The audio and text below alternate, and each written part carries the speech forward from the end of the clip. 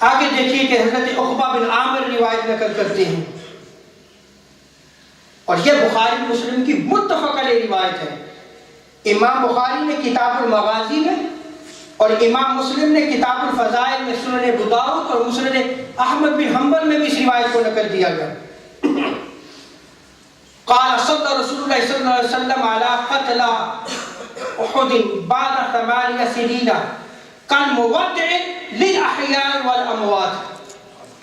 راوی بیان کرتے ہیں کہ تاجدار کائنات صلی اللہ علیہ وسلم شہدائے احد پر دوبارہ 8 سال کے بعد اس طرح نماز پڑھی گویا زندوں اور مردوں کو الوداع کہہ رہے ہیں۔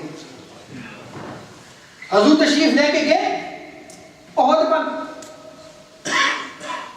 وہاں زیارت کی، اور وہاں پہ جو ہے وہ آپ صلی اللہ علیہ وسلم نے نماز پڑھی 8 سال کے بعد۔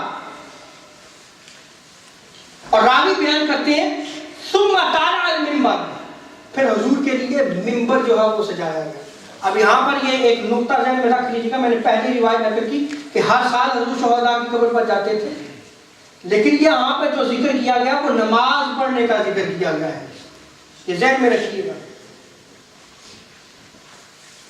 تو منبر جو ہے وہ سجایا گیا۔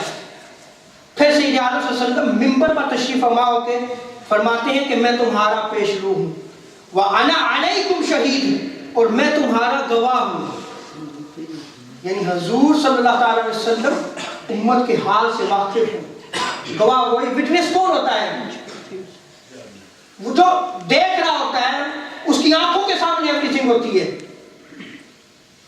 تو تاجدار کائنات صلی اللہ علیہ وسلم امت کے حال سے بھی واقف ہیں، اعمال سے بھی واقف ہیں۔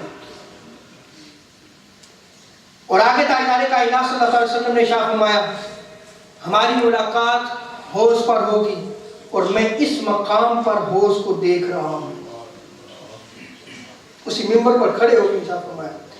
اس کے بعد اب زیارت قبور تاجدار کائنات صلی اللہ علیہ وسلم یعنی شہداء احد کی قبور کی زیارت کے لیے تشریف لے گئے تھے۔ وہاں پہ حضور صلی اللہ علیہ وسلم خطاب کرتے ہوئے کیا ارشاد فرماتے ہیں؟ وَإِنِّي لَسْتُ أَخْشَىٰ عَلَيْكُمْ أَن تُشْرِكُوا، کہ مجھے اس چیز کا خوف نہیں ہے کہ تم میرے بعد شرک کرو گے، وَلَكِنْ أَخْشَىٰ عَلَيْكُمُ الدُّنْيَا أَن تَنَافَسُوهَا، لیکن مجھے یہ خوف ضرور ہے کہ تم دنیا میں پڑ جاؤ گے،